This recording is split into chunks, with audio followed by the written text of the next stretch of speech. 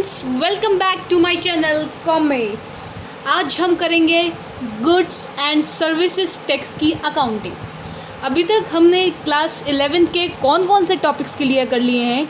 Topics जो हमने clear करे हैं, सबसे पहले जर्नल सीखा, उसके बाद हमने अकाउंटिंग इक्वेशन सीखा। अब हम जो तीसरा चैप्टर जो सीखने जा रहे हैं वो सीखने जा रहे हैं accounting for goods and services tax. Okay, अभी तक मेरा चैनल सब्सक्राइब नहीं करा है तो सबसे पहले मेरा बच्चा आप मेरा चैनल कर दीजिए सब्सक्राइब और मुझे इंस्टाग्राम रजा हयात पे फॉलो कीजिए, ठीक है।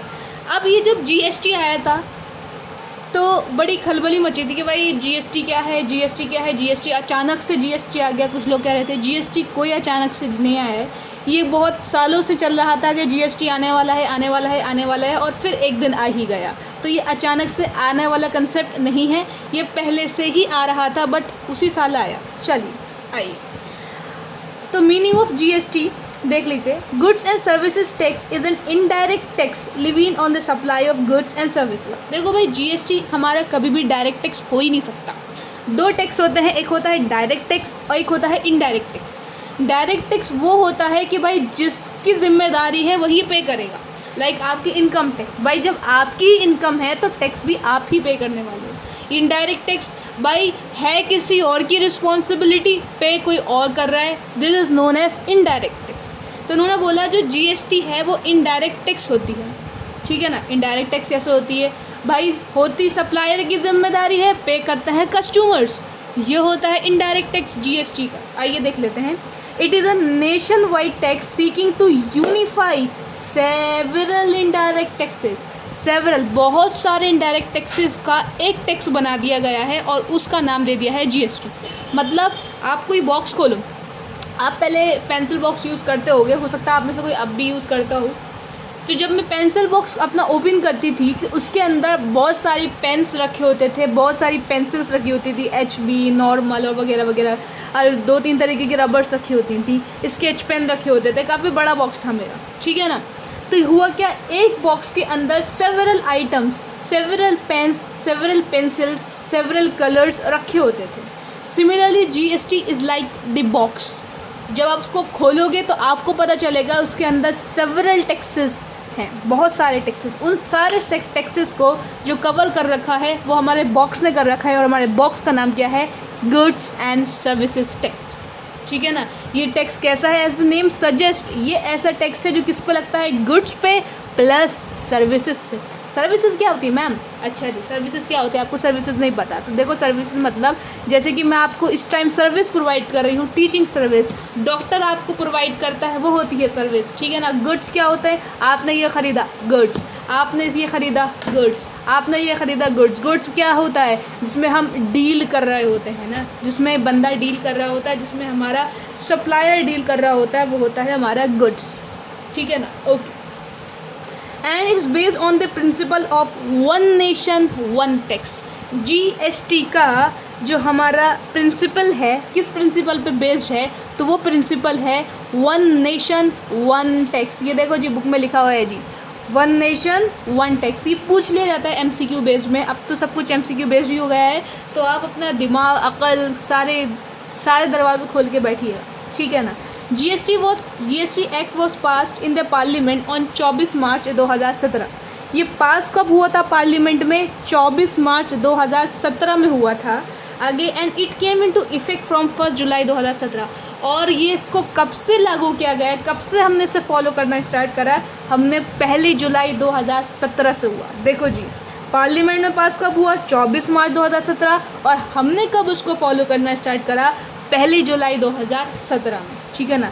2017 में हमारे पास बम फटा था, धीम तना जीएसटी का, ठीक है ना। ओके, तो इन्होंने बोला है कि term merged into GST. GST के अंदर कौन कौन सी टर्म मर्ज?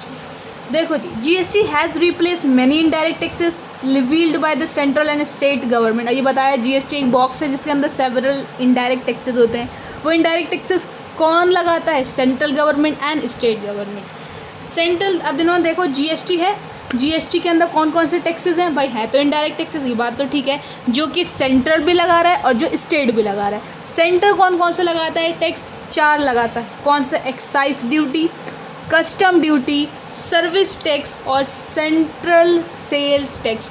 सेंट्रल के याद रख लेना, बाकी किसके बचे, ओए होए स्टेट के बचे, ऐसे याद रखते हैं। सब कुछ याद रखने की ज़रूरत नहीं है, एक चीज़ याद रखो, दूसरी चीज़ ऑटोमेटिक याद रहेगी।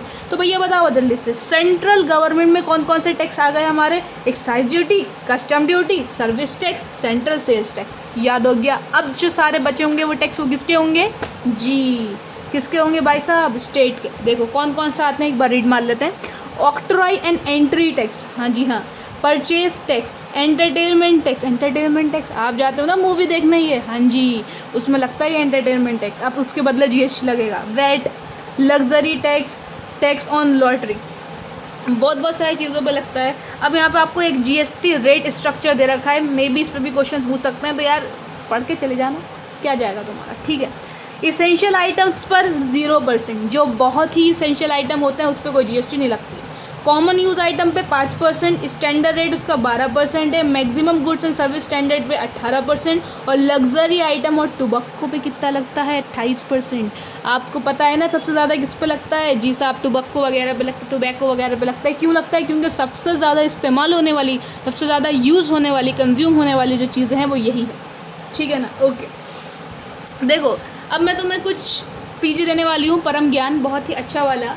तो याद रखिएगा एक बात कि जो गुड्स एंड सर्विसेज टैक्स जो होता है, जैसे कि मैंने कुछ परचेज़ किया है तो मेरी मैं जो परचेज़ करा है उसमें मैं जीएसटी पे करूँगी, हाँ मैं जीएसटी पे करूँगी।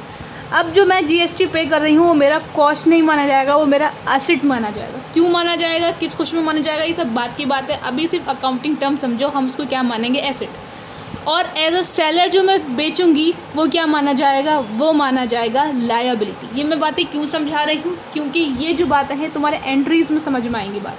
तो अब स्टार्ट करते हैं क्वेश्चन नंबर 1, ठीक है ना। ये एक्सप्लेनेशन वीडियो थी, मैंने ज़्यादा डीप पे नहीं लेकर गई हूँ। अब एक बार आप इंपॉर्टेंट नोट्स रीड कर लीजिएगा, इसमें ये लिखा है usually GST paid on purchase of goods and services is not a cost for the purchaser but it is an asset because it can be set off against GST collected। set off against GST collected क्या, ये मैं अभी बताऊंगी आपको question number 1 में। तो ये सब आपको होमवर्क है, आपको एडवांटेजेस, ऑब्जेक्टिव्स और ये सारे पॉइंट्स रीड कर लेना है। तो नेक्स्ट वीडियो में हम सॉल्व करने वाले हैं question number 1 of accounting for goods and services tax. तो लगे रहो, जमे रहो, आंखें बनाए रखो मेरे चैनल के ऊपर, सब्सक्राइब करो और अपने फ्रेंड्स के साथ क्या करो, शेयर।